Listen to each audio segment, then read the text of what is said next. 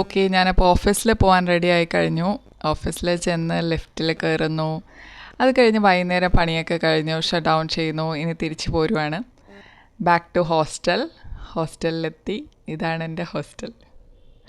എൻ്റെ ബെഡ്, എൻ്റെ പ്ലേസ്. ബാക്കി കാണിക്കാൻ പറ്റില്ല, ബിക്കോസ് ഷെയർഡ് റൂമാണ്, 4 ഷെയർ ആണ്. ആൻഡ് വന്നു, കുളിയൊക്കെ കഴിഞ്ഞു. പിന്നെ ബെഡൊക്കെ ഒന്ന് സെറ്റ് ചെയ്തു, പുതിയ ബെഡ്ഷീറ്റൊക്കെ ഒന്ന് വിരിച്ചു. ഒരു ചെറിയ സന്തോഷം. ഇനി നമുക്ക് പഠിക്കാൻ തുടങ്ങാം.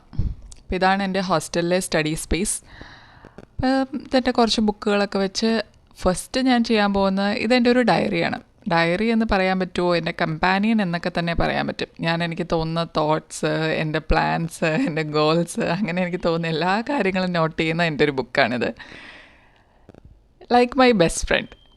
അപ്പം ഞാൻ ചെറിയ ക്ലാസ് തൊട്ട് ഇങ്ങനെ നോട്ട് ചെയ്യുന്നൊരു ശീലമുണ്ട്. ഞാൻ 8ലും 9ലൊക്കെ പഠിക്കുമ്പോൾ തൊട്ട് ബുക്കിലൊക്കെ ഇങ്ങനെ നോട്ട് ചെയ്ത് വെക്കും, എനിക്ക് തോന്നുന്ന തോട്ട്സും എനിക്ക് തോന്നുന്ന കാര്യങ്ങളൊക്കെ. അപ്പം അന്നതൊന്നും ഡയറി എഴുതുന്നതാണ് അല്ലെങ്കിൽ ജേർണലിംഗ് ആണെന്നുള്ള രീതിയിലൊന്നും മനസ്സിലായിട്ട് ചെയ്യുന്ന കാര്യമായിരുന്നില്ല. ഇപ്പം അത് പ്രോപ്പറായിട്ട് ഇതൊക്കെ നല്ലതാണ് എന്നുള്ളൊരു ബോധ്യത്തോടെ ചെയ്യുന്നതാണ്. എനിക്കത് ഭയങ്കര ഇഷ്ടമാണ് ചെയ്യാൻ. അപ്പം ഞാൻ ദിവസത്തിൽ ഏതെങ്കിലും ഒരു സമയമായിരിക്കും അതിനുവേണ്ടി അലൗട്ട് ചെയ്യുന്നത്. അപ്പോൾ ഇന്നിപ്പോൾ വൈകുന്നേരം എനിക്ക് ഇങ്ങനെ ചെയ്യാൻ തോന്നി. അപ്പം ഞാൻ ഫസ്റ്റ് ഇന്നത്തെ ദിവസത്തെ പറ്റിയും എനിക്ക് തോന്നുന്ന തോട്ട്സിനെ പറ്റിയൊക്കെ ഒന്ന് നോട്ട് ചെയ്യുന്നു. അതിന് ശേഷം നമുക്ക് പഠിക്കാൻ ആരംഭിക്കാം. അപ്പം ഞാനിപ്പം ബീറ്റ് ഫോറസ്റ്റ് ഓഫീസറുടെ എക്സാമിനാണ് പ്രിപ്പയർ ചെയ്യുന്നത്. അതാണ് തൊട്ടടുത്ത് വരുന്ന എക്സാം. അപ്പം ഞാൻ വീക്ക്ലി ടാർഗറ്റ്സ് വെച്ചാണ് പഠിക്കുന്നത്. എന്നാലും ഡെയിലി ടാർഗറ്റ്സും ഉണ്ട്. ചില ദിവസം അത് കംപ്ലീറ്റ് ചെയ്യാൻ പറ്റാറില്ല. അതുകൊണ്ട് വീക്ക്ലിയാണ് കൂടുതൽ ഫോക്കസ് ചെയ്യുന്നത്. അപ്പം ഞാൻ ഈ ആഴ്ചയിൽ എനിക്ക് ജോഗ്രഫിയാണ് GK ആയിട്ട് വരുന്നത്. പിന്നെ ഡെയിലി ഇംഗ്ലീഷ്, മാത്സ്, മലയാളം സബ്ജക്റ്റുകൾ വരുന്നുണ്ട്. അപ്പോൾ അതെല്ലാം ഒന്ന് നോട്ട് ചെയ്തു. അതൊക്കെ കംപ്ലീറ്റ് ചെയ്യണമല്ലോ. അപ്പോൾ എവിടം വരെ എത്തി? ഇംഗ്ലീഷ് ഞാൻ ടോപ്പിക് വൈസാണ് പഠിക്കുന്നത്.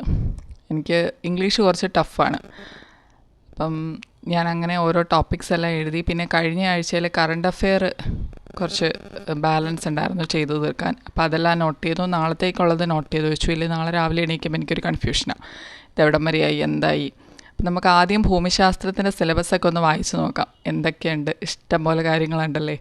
ഭൂമിശാസ്ത്രം, ഹിസ്റ്ററിയൊക്കെ എടുത്ത് വായിച്ച് നോക്കിക്കഴിഞ്ഞാൽ ദൈവമേ ഇതൊക്കെ എപ്പോൾ പഠിച്ച് തീരും എന്നുള്ള തോട്ടാണ് തോന്നുക. അപ്പം ഞാൻ സിലബസൊക്കെ ഒന്ന് വായിച്ചു. അത് കഴിഞ്ഞ് ഞാൻ യൂട്യൂബ് നോക്കി ഒരു പ്രീവിയസ് ഇയർ ക്വസ്റ്റ്യൻ പേപ്പറിൻ്റെ ഒരു വീഡിയോ കണ്ടു. അതിൽ നിന്ന് കിട്ടിയ ഫാക്ട്സാണ് ഈ നോട്ട് ചെയ്തേക്കുന്നത്. അപ്പോൾ വീഡിയോ കാണുമ്പോൾ ഞാൻ ഷൂട്ട് ചെയ്യാത്തത്, എൻ്റെ കയ്യിൽ ഫോൺ മാത്രമേ ഉള്ളൂ. അപ്പോൾ രണ്ടും കൂടെ നടക്കില്ലല്ലോ. അപ്പം അതെല്ലാം ഒന്ന് നോട്ട് ചെയ്തു, ബിക്കോസ് എങ്ങനെയാണ് ക്വസ്റ്റ്യൻസ് വരുന്നതെന്ന് അറിയണമല്ലോ. അപ്പം ഞാൻ രാവിലെ പിന്നെ ഇംഗ്ലീഷ് പഠിച്ചായിരുന്നു, അത് ഷൂട്ട് ചെയ്യാൻ പറ്റിയില്ല. അപ്പോൾ ഇംഗ്ലീഷും ജോഗ്രഫിയും മാത്രമേ ഇന്ന് നോക്കാൻ പറ്റുള്ളൂ, ബാക്കി പെൻഡിങ് ആയിട്ടുണ്ട്. എനിവേയ്സ്, അത്രയും ചെയ്തല്ലോ എന്ന സന്തോഷത്തോടെ ഞാൻ എൻ്റെ ഇന്നത്തെ ദിവസം വൈൻഡപ്പ് ചെയ്യുവാണ്. അതിനകത്ത് റിഗ്രറ്റിൻ്റെ ആവശ്യമൊന്നുമില്ല. നമ്മൾ ചിലപ്പോൾ ചില ദിവസങ്ങളിൽ നമ്മൾ നോട്ട് ചെയ്യുന്നതിൽ എല്ലാ കാര്യങ്ങളും ചെയ്യാൻ പറ്റില്ല. പക്ഷേ സ്റ്റിൽ നമ്മൾ ചെയ്യുമ്പോൾ നമ്മളൊരു 80% കംപ്ലീറ്റ് ആകുമല്ലേ, അതാണല്ലോ important. So yes, that's it.